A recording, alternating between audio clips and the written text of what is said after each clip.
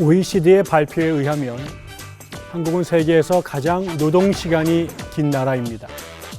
국제노조 총연맹의 조사에 따르면 한국은 세계 노동권리지수에서 최하위 5등급으로 분류되었고요. 미국 여론조사기관 갤럽이 발표한 세계에서 가장 행복한 나라 순위 조사에서도 최하위를 기록했습니다.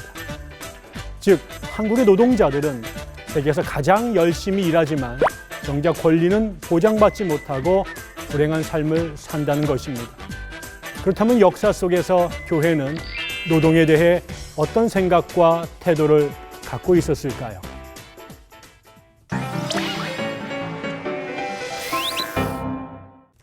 아타나시우스의 안토니우스의 생애를 통해 처음으로 소개된 고대 수도원은 하루의 일과 중 기도와 명상을 가장 중시하면서도 육체노동도 강조했습니다.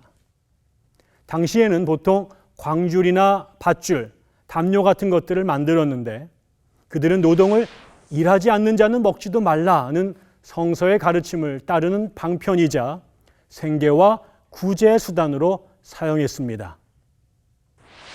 수도원 규칙의 표준이 되는 베네딕트 수도원의 규칙에는 수도사에게 육체노동과 검소한 삶의 실천을 강조합니다.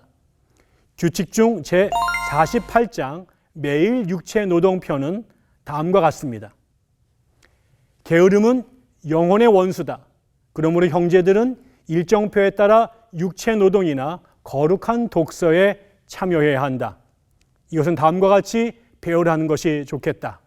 즉, 부활절부터 10월까지 형제들은 제1시과부터 제4시과까지는 육체노동을 해야 한다. 16세기에 발생한 종교개혁은 중세를 지배했던 성속 이원론의 반기를 들면서 비종교적 직업에 대해서도 긍정적 의미를 부여했습니다. 이것은 당시의 혁명적인 발상 전환이었습니다. 루터는 소위 소명론을 주장하면서 모든 직업이 위로는 하나님을 섬기고 아래로는 이웃을 섬기는 행위라고 해석했으며 모든 직업은 동등한 의미를 가졌습니다. 그의 글에 이런 문장이 나오는데요. 구두수선하는 사람, 대장장이, 농부 등은 각각 자기의 직업과 직책을 수행한다. 그러나 이들은 모두가 거룩한 사제요 주교들이다. 더욱이 한 몸의 여러 지체들이 상호 섬기듯이 각 사람은 자신의 직업과 직책을 통하여 서로를 섬김으로써 한 공동체의 영적이고 물질적인 복지를 위하여야 한다. 하지만 이들은 당시의 노동자인 농민들의 비참한 상황에 대해서는 충분히 공감하지 못했습니다. 비종교적인 직업에 대해 신학적 정당성은 부여했지만 장원에 소속된 농노들과 길드에 소속된 장인들이 받는 부당한 착취와 노동 조건에 대해서는 제대로 파악하지 못한 것이지요. 그래서 이런 착취와 억압에 항거하여 독일 농민들이 반란을 일으키자 루터는 강도와 살인적인 농민 폭동에 반대하여란 제목의 글을 써서 제후들에게 농민들의 봉기를 섬멸하라고 강력히 호소하기까지 했습니다. 자본주의가 발전하기 시작한 19세기 영국에서 우리는 구세군의 사역에 주목할 필요가 있습니다. 산업혁명의 영향으로 급속한 도시화가 이루어졌고 그 결과 도시 내에 수많은 빈민들이 출현했으며 아동노동, 여성매춘 등이 심각한 사회적 문제로 떠올랐습니다. 이런 상황에서 구세군은 도시 빈민 문제에 관심을 갖고 다양한 사회복지 사업을 전개했습니다. 그 과정에서 이 문제의 사회구조적 원인들을 발견하고 매우 진보적인 사회의식도 갖게 되었습니다. 20세기 초반에 세계 자본주의의 중심지로 부상한 미국에서는 신학자 라이놀트 니버를 중심으로 한 소위 기독교 현실주의가 노동과 관련해서 주목할 만한 활동을 합니다.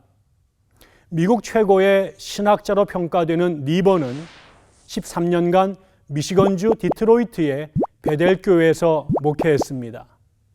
그는 그곳에서 포드 자동차 회사의 노동자들 대부분이 매우 심각한 해고 위협과 턱없이 부족한 연봉으로 고통당하고 있었으며 자신들의 정당한 권리조차 누리지 못한다는 사실을 발견하게 되죠. 그가 쓴 일기에는 이런 대목이 나옵니다.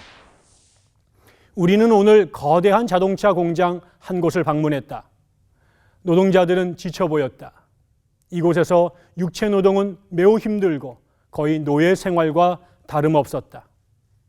그들의 땀과 고통은 우리가 끌고 다니는 멋진 자동차들을 위해 지불된 가격의 일부다. 그리고 우리들 대부분은 그것들을 위해 지불되고 있는 대가가 무엇인지 알지 못한 채 차들을 몰고 다닌다. 우리 모두에게 책임이 있다. 이후 니번은 포드 자동차 주인인 헨리 포드의 강력한 비판자가 되었습니다. 그는 조립 라인과 부당한 고용 조건으로 야기된 고통스러운 상황들을 공격했고 이런 문제의 제도적 개선을 위해 사회당 후보로 여러 차례 공직선거에 출마하기도 했습니다. 한국에서는 1970년, 80년대 권위주의 정권 하에서 노동자들의 인권을 위해 많은 교회들이 노력했습니다. 그 중에 주목할 것은 영등포 산업선교회입니다. 1958년에 설립된 이 단체는 억압과 창치 속에 놓여있던 노동자들의 교육, 노조 설립, 파업투쟁 등을 지원하고 함께 기도하며 엄혹한 시절을 지나왔습니다. 특히 1979년의 YH 노조 사건, 1985년 구로 동맹파업 등에 연루되어 소속 목회자들이 구속되기도 했었지요. 영등포 산업선교회를 비롯해 이 당시 많은 교회들이 노동자들의 이웃이 되어 주었고 이는 한국 교회의 자랑스러운 전통이기도 합니다.